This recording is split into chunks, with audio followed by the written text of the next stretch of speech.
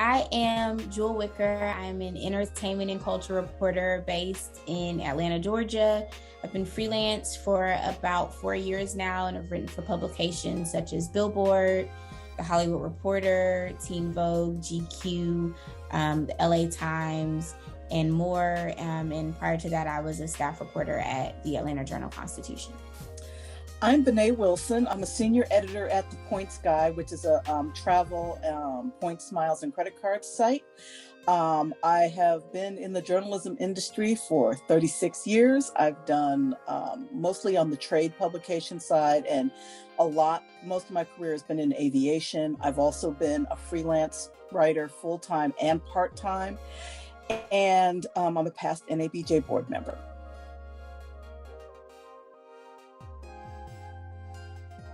I used to read the Oakland Tribune, and my mother would always remind me that the Oakland Tribune, the editor and publisher, was a Black man. His name was Robert Maynard, and his legacy is still going on in the industry. Plus, in the Bay Area, I got to see Black reporters on television like Valerie Coleman. So I got to see people back in the late 60s, early 70s, people that looked like me who were doing journalism. So I was like, well, if they can do that, I can. So that's what inspired me. Just as someone who grew up in Atlanta and always felt like culture, music, and all of these things were really at my fingertips. And so when I was in high school, I knew that I wanted to work in an industry that allowed me to interact with those things. But I always tell people I was not going to be an artist myself because I wasn't that talented in those fields, and I did not have the patience to be a manager. And so I was trying to figure out, how do I combine this love for writing with this love for entertainment? And I really feel like when I was in high school, I started a music blog. And I took it really seriously. I ended up getting a job and getting paid to continue to do this. And that was really the first time when I was about a senior in high school where I thought, oh, I could get paid to write about this. Maybe I should, when I go to college, study journalism and learn how to do this as a career. And that was kind of my entryway into wanting to be an entertainment reporter. I think for me, it's being an aviation journalist, a successful aviation journalist for 26 years in an industry that is still pretty blindingly white and pretty blindingly male. That not only have I survived, but I've thrived. I have a good reputation in the industry. The whole surviving in such a segmented part of the business that is blindingly white and still managing to survive and thrive. The proudest thing that I've been able to do is just be a successful freelancer covering entertainment for national publications here in Atlanta. This is my home. I am passionate about covering it. My family has been here for a century now. I love telling untold stories about Atlanta. But what I found, especially when I went freelance, was that a lot of the national publications don't have writers here who are covering entertainment, despite the fact that, especially in music, when you think of the exports that Atlanta is creating when it comes to entertainment, they don't have a designated writer here to cover a lot of this stuff. And so they're missing out on a lot of Black culture and a lot of history and a lot of what's happening right now today. And so being one of the reporters who gets to write about these things on a national scale has been a point of pride for me, and being able to do it on my home turf and not have to move somewhere else has been really great.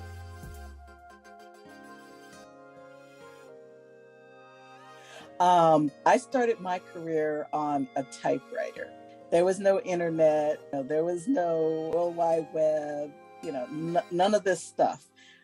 Fax machines were just coming into vogue. You called sources because there was no email. You either called them or sent them a letter. I mean, it's just that crazy.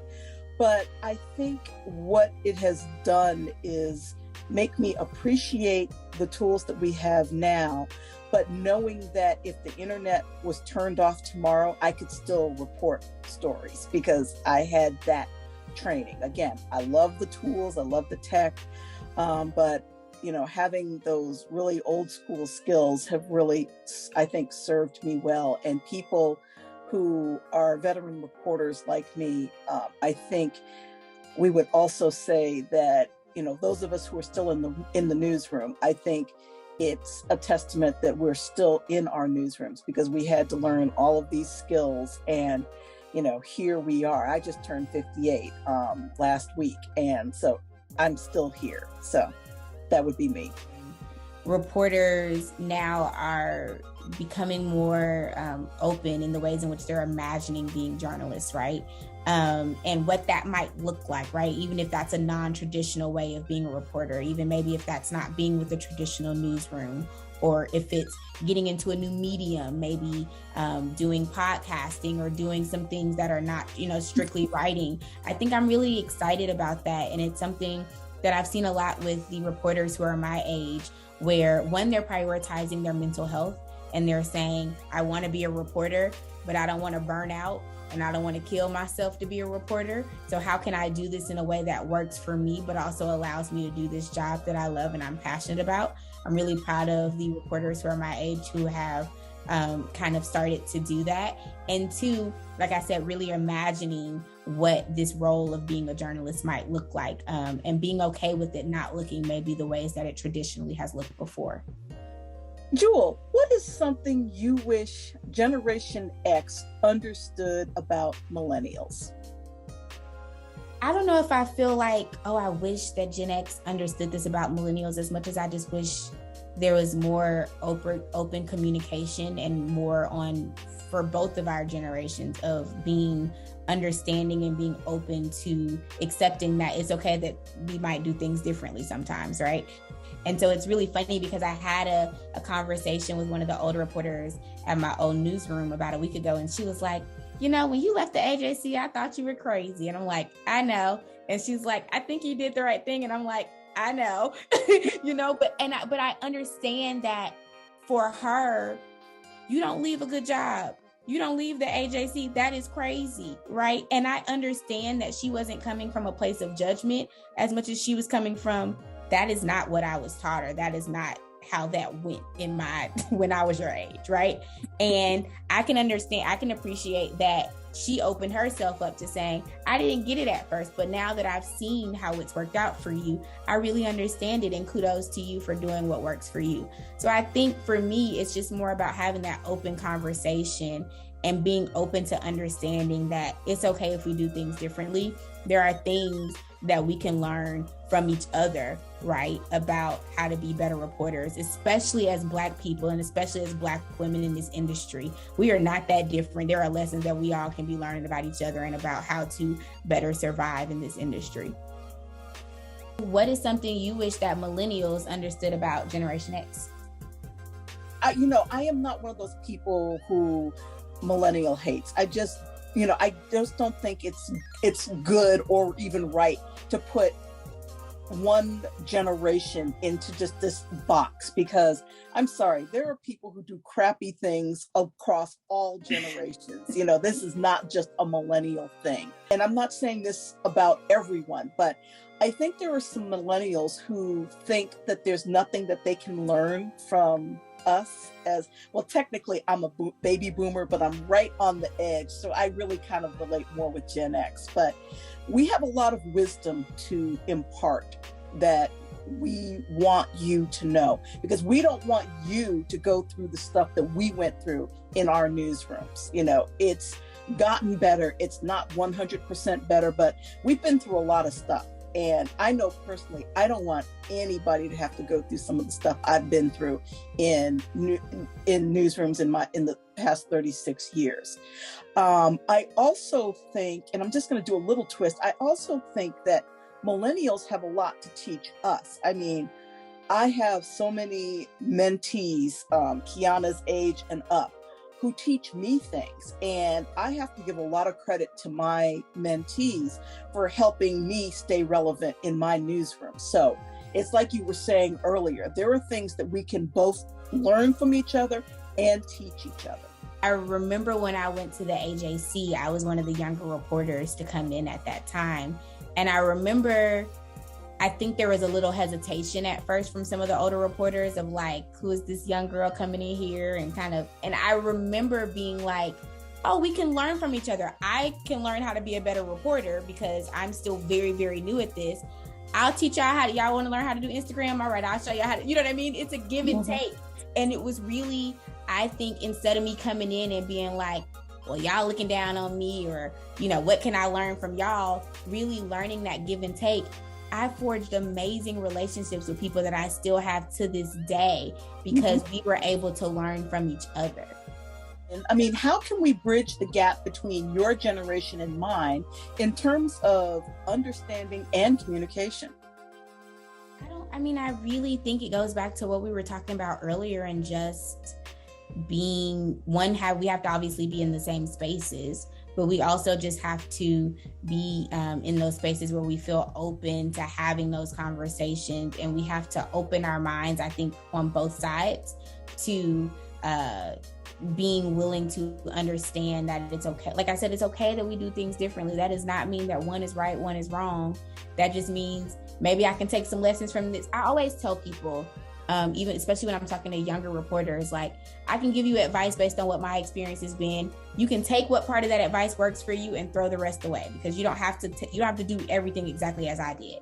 And so I think that's the same thing between our generations, where we can learn from each other and we can take the tidbits that work and we can throw the rest away, and it's okay. You know, that doesn't make it wrong or right. That just we can just learn from each other and take what works for us. What is your favorite thing about New Age media? Everything. I mean, my degree actually is in broadcast journalism, but I did a semester at a television station, in an internship at a television station in DC, and that was enough to kill, and I mean kill, any desire to be a broadcast. And I didn't even want to be on air. I wanted to produce. That's all I wanted to do. You know, I was in Paris this weekend and I was blasting out on social media the stories that I was writing, plus the things that I was observing. I love that I can do a podcast. I love that I can shoot video with my phone and whip it out. You know, Friday, the Eiffel Tower opened. So my boss was like, can you run over there, go to the top, take some video? And I did that. And it was like, you know, before, the lines of demarcation were just so strict. There was no blending. And now, I mean, you can do just about whatever you want. I mean, I have an Instagram live show that I do every other week. You know, we just hired a TikTok editor, so I need to learn how to do that. I'm going to do it. I am actually going to do it.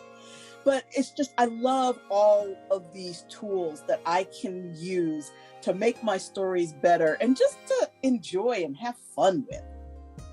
And that's so great to point out that you started out in broadcast. And even though a lot of your career has been in print and digital, you're still putting that broadcast degree to use because you're able to do on-air stuff now. And I love that.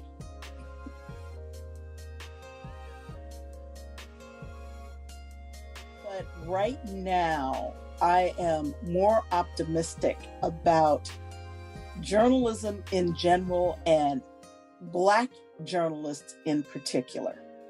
I'm not saying everything is perfect, because it's not, but I feel like we are now getting more of a voice.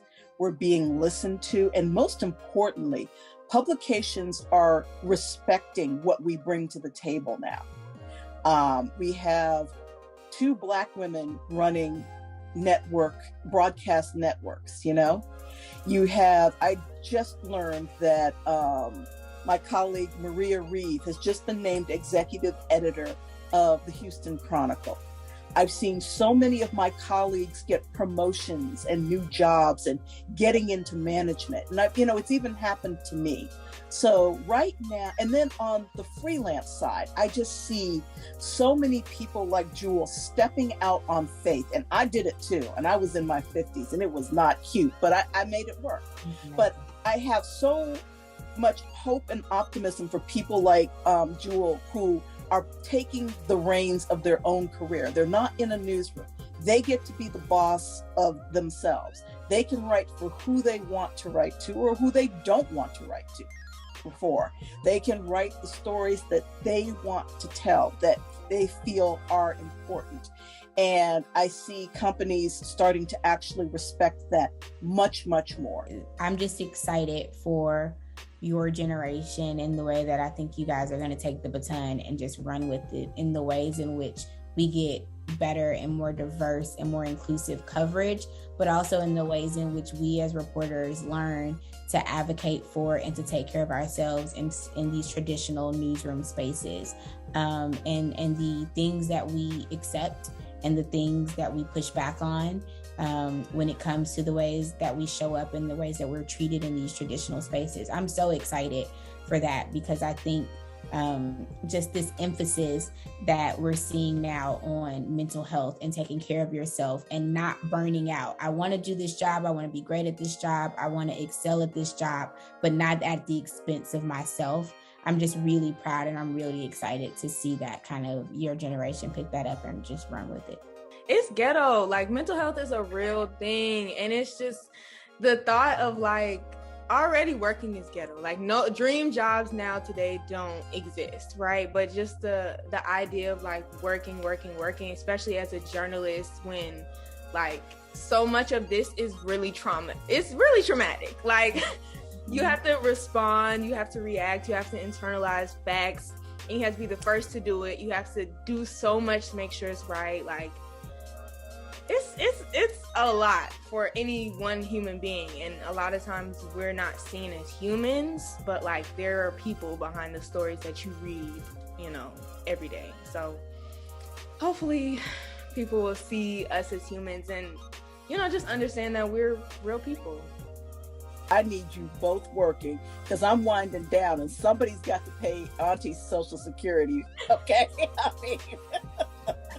Oh man, yeah, no, I'm telling you, I'm just so impressed. And even the things that I took that I accepted or dealt with when I was in my first or second year as a journalist, when I see y'all and y'all are like, or no, or things like that, and y'all are determined to do it your way, I'm just so proud. And I always say any way that I can support y'all in becoming better journalists and in, just making this industry better, especially for us as Black women. I'm just excited to do it. That's why mentoring is so important to me. I mean, people helped me back in the olden days when I started my career. So I feel like it is important for me to do the same. And I don't want any of you, Jewel or Kiana or anyone, to go through some of the stuff that I've been through in my career. I don't want it. So if I can do anything to help you survive and thrive and do it on your own terms, because it took me into my 40s before I even got to that point where I could do that. And that's not right. It should be when you start your job, you should be comfortable enough to, do your reporting, do your stories, and do it on your own terms without somebody trying to burn you out or drive you out of the industry. The people who are older than me that have been there, and one, made it better for me before I even got there, and two, just were willing to pour into me and teach me and show me things that as a young reporter, I didn't even know I didn't know. And so I just I'm glad we did this. And my generation has a responsibility to do just that, what they did for you in the AJC. And Kiana, whatever it is that you do once you graduate, we have a responsibility. And the only thing I always say is I will help you however I can. The cost is you have to pay it forward when you get to your point where you can do that. And that's it. Absolutely.